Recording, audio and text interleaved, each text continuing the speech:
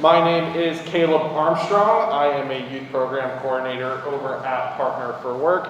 And if you can't tell by the mask I'm wearing, I am a proud Ohio State alum. So, what was that? No, I'm good. All right, so we're gonna go ahead and get started here. Before I introduce our amazing panel, I did want to take the opportunity to go over the 14 elements of WIOA. So if you can go to my next slide, please. All right, so the plan today, we are going to go over what are the 14 elements and what do each of them mean, and then again, go into that panel discussion. So starting off, what are the 14 elements of WIOA? Essentially, these act as guidelines for WIOA and TANF programming to ensure that youth receive a baseline of services across the board. So it's really a way to ensure that no matter where we're going into, a student's going to get access to similar services. You know what I mean? We won't be doing everything the same, but hey, I know if I go to this place, I'll be working towards the same goal. So you can go ahead to the next slide, please. Thank you. And then last but not least, in this section here, we will be discussing that the 14 elements are used for both in-school youth and out-of-school youth, like that Mayada had mentioned earlier. All right, go ahead to the next slide. And then one more, we'll go ahead and get started here. I am standing right in that light.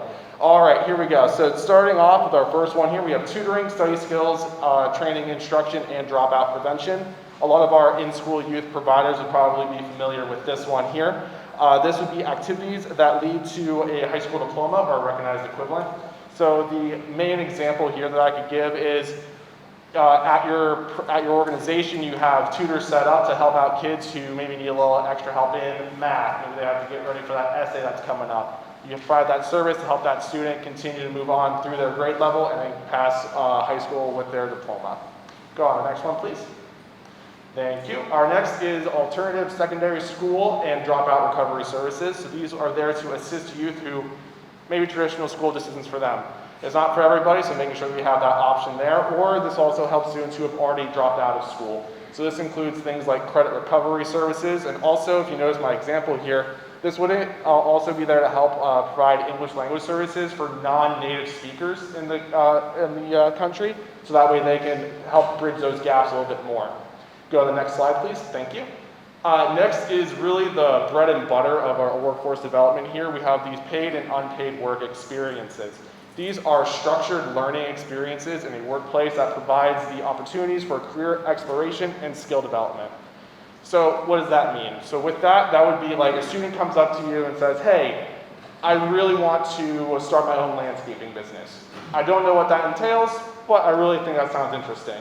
So you have a landscaping business as a provider that you can say, hey, we can go ahead and send you out that way. You can learn what the tools of the trade are here, and then that way they can see really is that for them, and they can start developing their skills in that sense as well. Please continue to the next slide, please. Thank you so much. The next one is occupational skills training. This is a little more specific and in-depth than just like that exploratory piece that we were looking at before. This would result in a certification or a credential by the end of the process for these students. And this would also lead, like, it would show off as a proficiency in a certain field. So this is something that the student could then put on their resume going forward, that way they could utilize that in the future. So the example I had here was, let's say a student is working at a construction site. She's working there, like, developing her skills, and then while she's there, she's also preparing for her OSHA 30 certification, and then gets that completed, and has that certification that she can then use to be hired further on down the road. Next slide, please. Thank you. Next, we have education offered concurrently with workforce preparation. This would be a lot of times we see this more in our school providers. So City Charter, for example, who you'll hear as part of our panel later, this would kind of apply to. So this is an integrated education and training model combining workforce preparation, basic academic skills, and occupational skills. So the way to think about this is that the student goes to school, they have a class structure where they're learning maybe like, oh, we're doing resume building in class today, I'm doing job skill searching in class today. They then also have a work site where they are practicing the skills they are learning in the classroom, in the real world, to continue to develop those skills and get those real world experiences as well. All right, we can go to the next slide, please. Next, we have leadership and development opportunities. So these are those encouraged responsibilities and confidence employability, self-determination, and other positive social behaviors.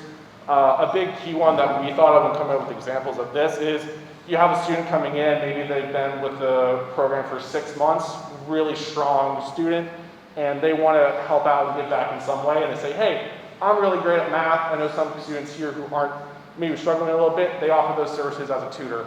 Or they are as a mentor for the new kids who are coming in saying, hey, I was just in your shoes not about a year ago, and now this is where I'm at, this is what I can do to help you out, and really speak to the great work you are all doing.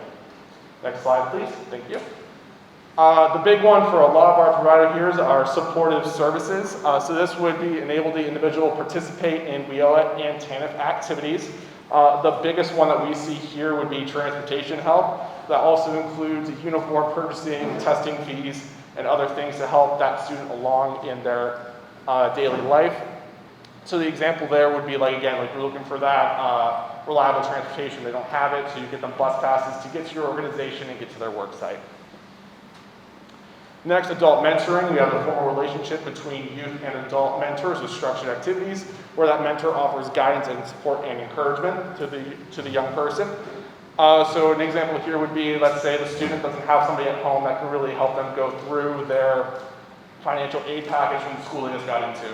You offer that ability for that student to come in, they have a rapport with their case manager, they talk it over, and they're able to get those paperwork signed, ready to go, and then you also help them in declaring their major for that process going forward.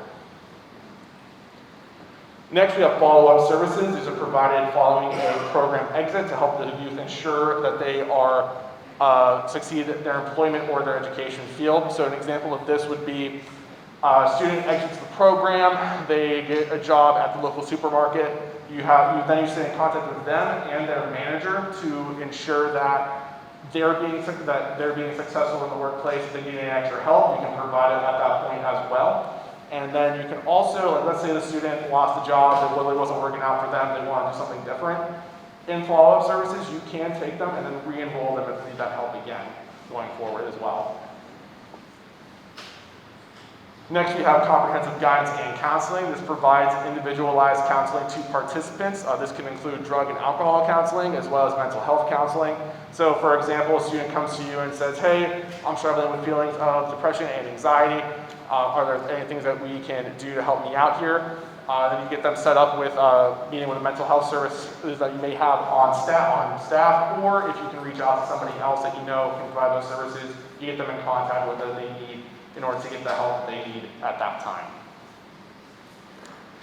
Financial literacy education. These provide youth with the knowledge and skills to achieve long-term financial stability. So the big one that we really show here that a lot of our providers do and are successful with, they do budgeting activities to ensure, hey, this is how you break down your monthly cost of living, this is how you break down what you need in order to be successful and save that money, so that way you're not just spending that entire check the first time you get it. And then we also have seen a lot of providers help students get that first bank account for themselves so that they know where that money is going and they know that they have a safe place where it's going to be steady for them.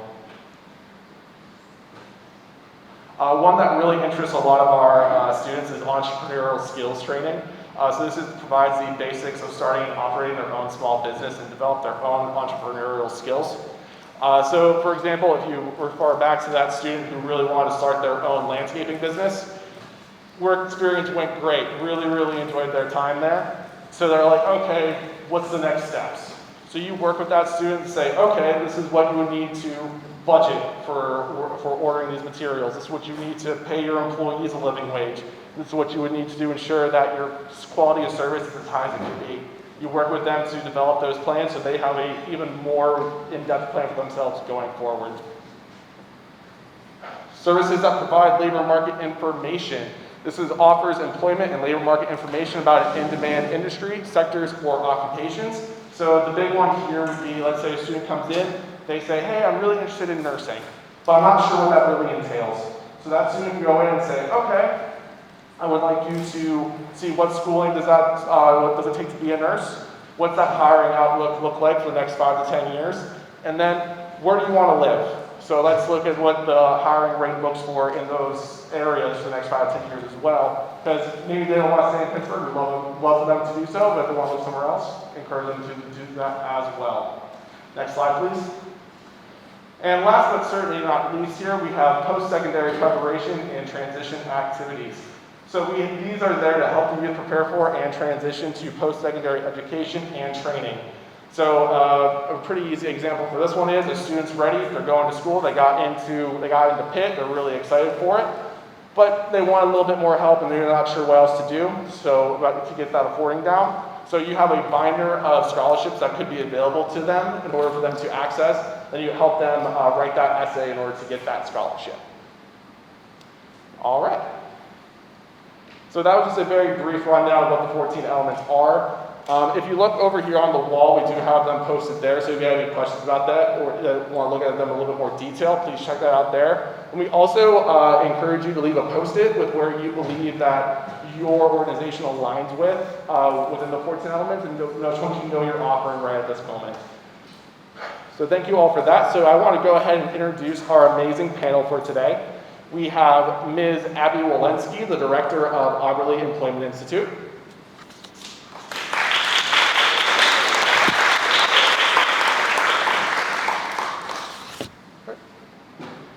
We also have Ms. Janetta Higgins, the Assistant Director of the Phase 4 Diploma Workforce Program.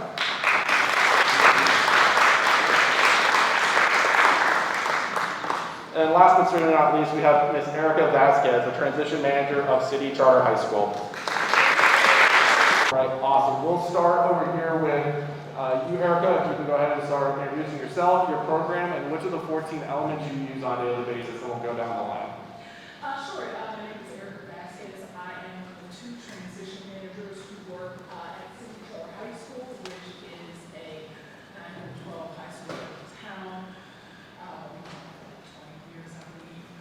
And so my role in the school, okay, sorry. My role in the school is, like I said, I'm one of the 2 transition managers, and what we do is we help each and every student who comes through our school and graduates. We help them with their post-high school planning. So whether that's looking to enter the job market, if that's looking to go on to a post-secondary institution, military, apprenticeships, any of that, we work one-on-one with each graduating student to come up with a comprehensive plan to carry out for after high school, them and their families. I would say that the elements that we use the most, obviously, post-secondary prep and transition activities, because that is what my partner and myself do. There's an office of 4 people, so there is the transition manager side, and then there is an internship department side that resides in my office, and each student who comes through City Charter has to have an internship, so each student is placed, it's a graduation requirement. I would say education offered concurrently is number 5. Financial literacy education, every student has to take a financial literacy class. That's a graduation requirement for our students. Entrepreneurial, that more tricksy. Skills and training is also a big one. Our students have opportunities to carry out entrepreneurial activities. There are entrepreneurship electives that our students can choose to take. Paid and unpaid work experiences, that falls in line with our internship program. We do have comprehensive guidance and counseling, not so much on the alcohol side, but more on the mental health services. We have 3 full-time counselors and access to Presley Bridge, who comes into our building as well for our students. And tutoring, study skills, and training. That's built into our curriculum where students receive tutoring, study halls, and training opportunities throughout their 4 years at City Charter. Fantastic. Thank you so much for providing that information.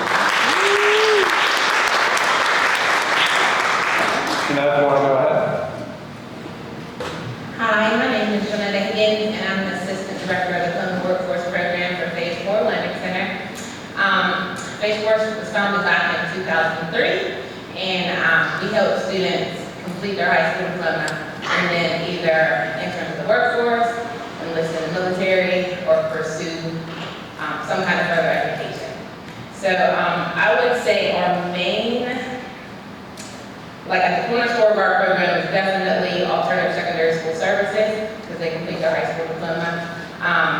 Adult mentoring, when the visitors come to us, we're a family at Phase 4, we always preach Phase 4 family, so mentoring is a big thing for us. And then our paid work experiences, we do paid internships for our participants. Fantastic, thank you so much for that information. All right, and Abby, go ahead, let's just start with you.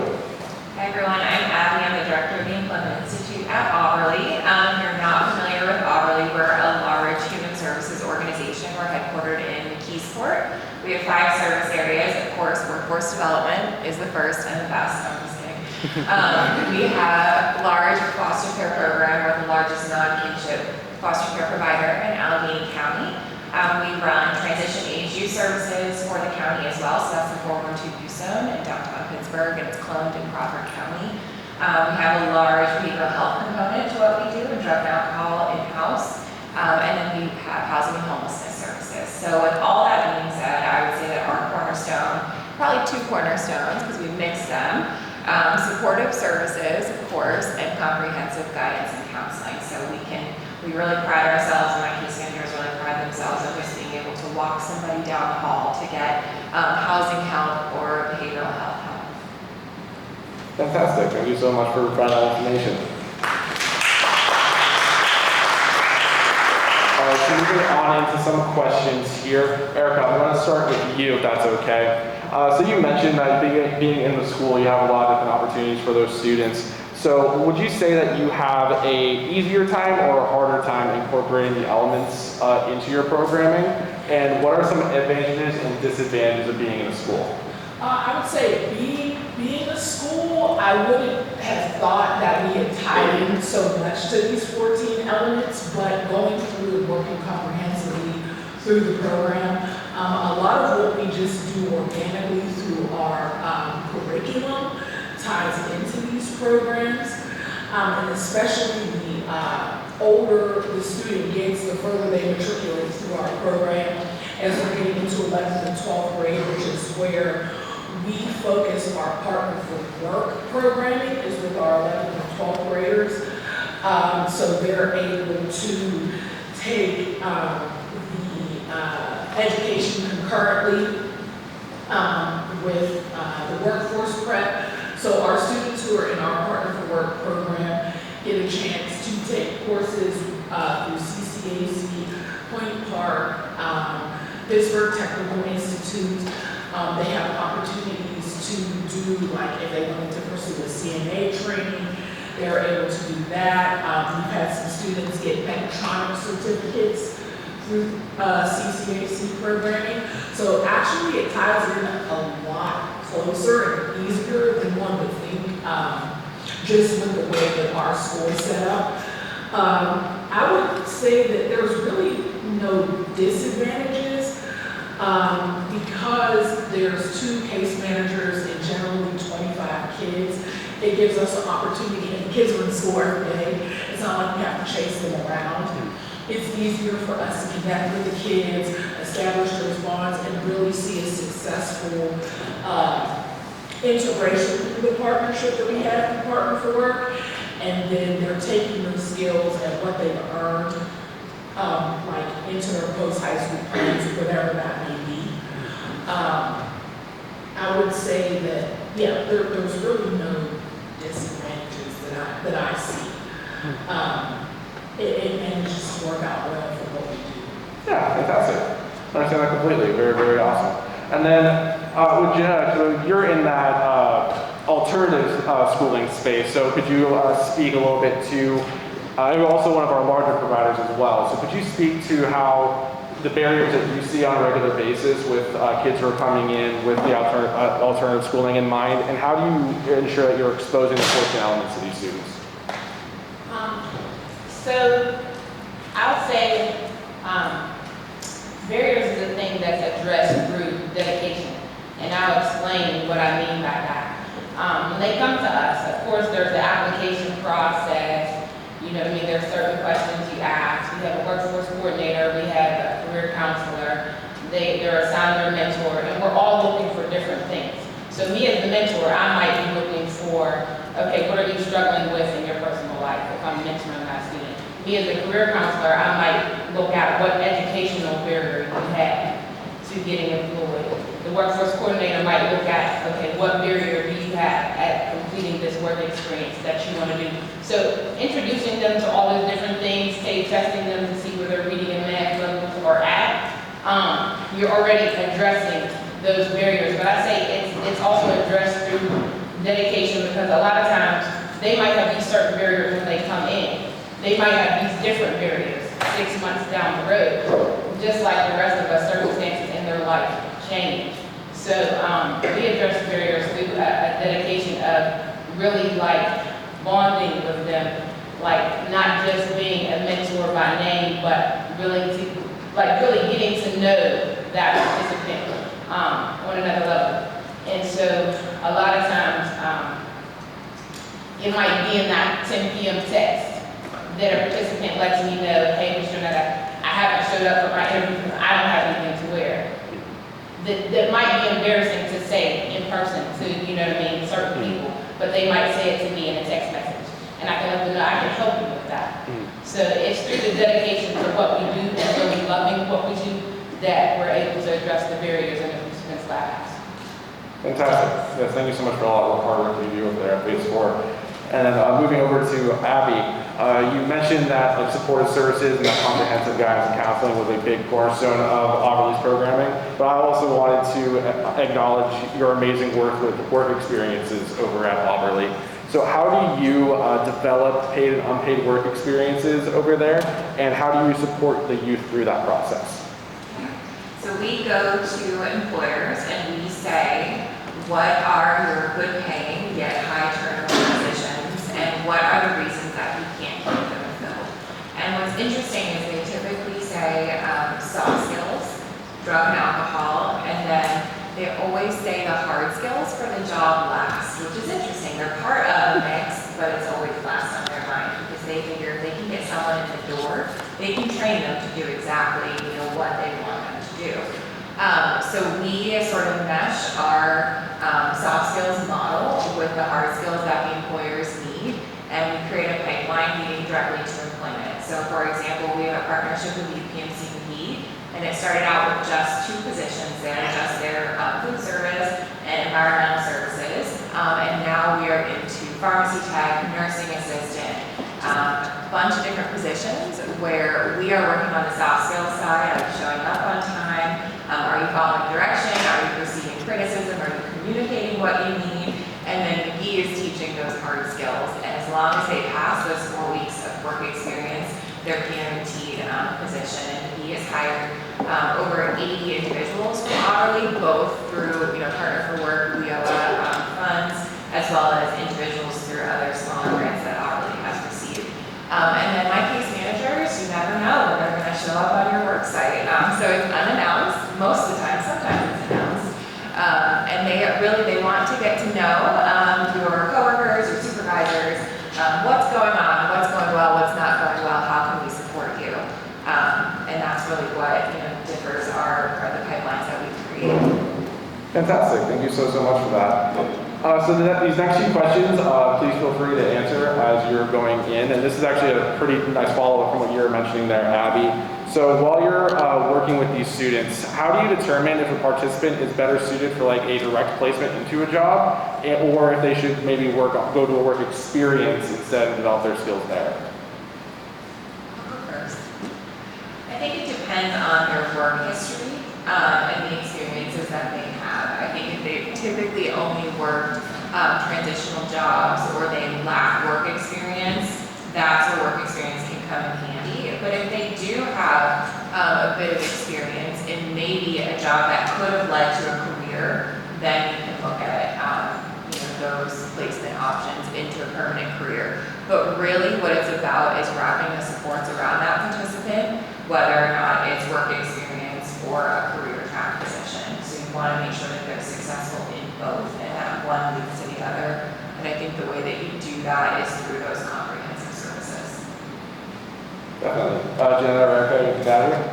I would say that piggyback my Abby there, work experience for sure, and then their skill level. Like, like a lot of these participants, you have to meet them where they're at. So like, when working with youth, some of them have never had a job at all. So it's like, they don't even know how to format a resume. So it just depends on what they come in the door with, or a true assessment of where they're at with our career counselor, our workforce coordinator, and where they need to get to achieve that job. I'd say for us, it looks a little different because we're a school. So what's nice about my position is with the 11th and 12th graders that I work with, we are by that juncture in their high school career, kind of working with the students, and they'll tell us. So for our 12th graders, I work directly with every one of the seniors who are in my program. So when we market the Partner for Work for Now programming for us, we tell them that it gives them the opportunity to earn college credits, but also if it is something that's more geared toward a career path, that gives them the basic skills. We try to pick courses that also allow them to sort of hone the skills that they need maybe to enter the workforce. So we do a medical track that can either, pursue secondary education or that can go straight to the workplace. Technology can go a million different places. And we're looking for like the manufacturing portion that can either be, post-secondary or that can lead into workforce. So it's really just working with the student and talking with them along the way to see where they want to go as they take these courses. Yeah, that makes a lot of sense. And everything you mentioned there is actually like kind of the adult mentoring, which I know is a key component to a lot of your programs here. So could you all speak to what is your approach to adult mentoring in your own fields, and then how do you ensure that your students participate in adult mentoring? So our students have, every student in our school has an advisor, and that advisor follows them, their academic advisor follows them from 9th all the way to 12th grade. So we do looping in our school, so the same teachers who start out with the 9th grade are the same teachers that graduate across the stage, and those same teachers serve as academic advisors or adult mentors. When they do internships, there is, every student has an adult mentor or 2 or 3. Plus, whenever they come to the post-high school planning office, there is adult mentorship through us and the other individuals that work in our office through internship and post-secondary planning, post-high school planning. So they get bombarded, I would say, a lot of adults throughout their 4 years at City Charter. I would say for us at Phase 4, adult mentoring is real one-on-one. Though we do group mentoring, we do a lot of one-on-one mentoring, and it's different. So every participant is assigned a personal mentor, and it's like our mission to really bond with that person. So I always say in Phase 4, I'm big sis.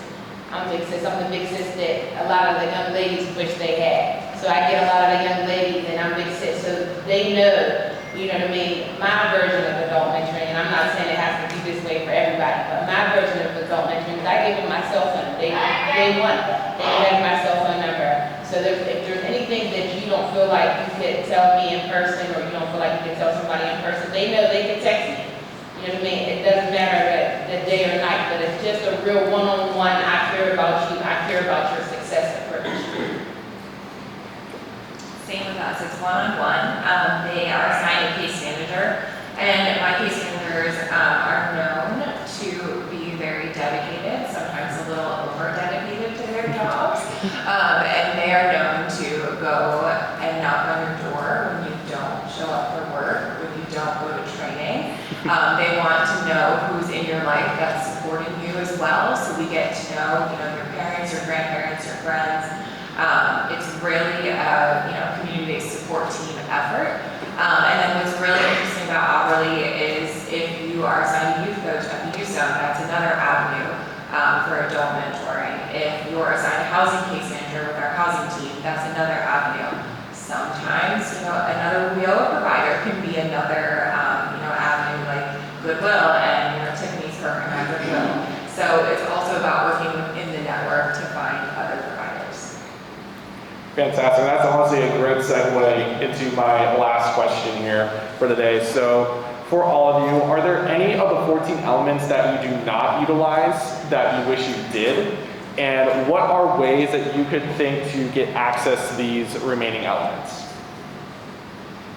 For us, it's definitely that alternative secondary school. Auberly shifted a little bit in the last couple of years. We're no longer residential, so we don't have the AIU on site. So that is a phone call to Janetta at Phase 4, and we figure out how we can work with Phase 4, or sometimes with Goodwill, or sometimes with volunteer tutors that come in, and we pay for an online GED program to support people through that as well. Fantastic. Phase 4 is blessed in that it does touch on all the 14 elements, even not necessarily if in Phase 4 we have our Best Guy Team Tech Center, we have our Tom Breed Armed Forces Career Center. Sorry, it's a long name, but it's in dedication to a great man, so I would like to say it all. And then we do outsource our financial literacy education that is offered in-house through EverFi, which is with a partnership with Northwest Bank. So we do touch on all 14 elements, but we definitely are striving to build all 14 even greater. The bigger network you have, the more you can serve. I would say, just to piggyback, like we touched on as much as we can as a school that services over 500 kids. Like all of the elements, I would say one thing that we don't really get into deep with is the drug and alcohol portion. And I mean, we're recognizing that, as things have evolved, we do need to, we're addressing it, but I don't know if it's somewhere that we can service that as a whole because we are a school. You know what I mean? So there's just certain barriers that just are there just because we're dealing with, actual minors. And one of the other things that we're looking to really ramp up is our occupational skills training. So that's really partnering with a lot more of the hands-on trades, a lot more of the cosmetologies, the electricians. So we're building and expanding on those partnerships in the community in ways that can service our kids. Obviously that are older, because again, there are some age barriers there that we're trying to work around, but we really want to get our kids focused in that, because that's a rising sector that we're seeing a lot of kids really start to delve into, that we really want to ramp up through our part of the work program. Great. Well, thank you all so much for being a part of this panel and all the fantastic work that you do at your organizations. I really appreciate your time here. So can I get a round of applause here for our fantastic panel?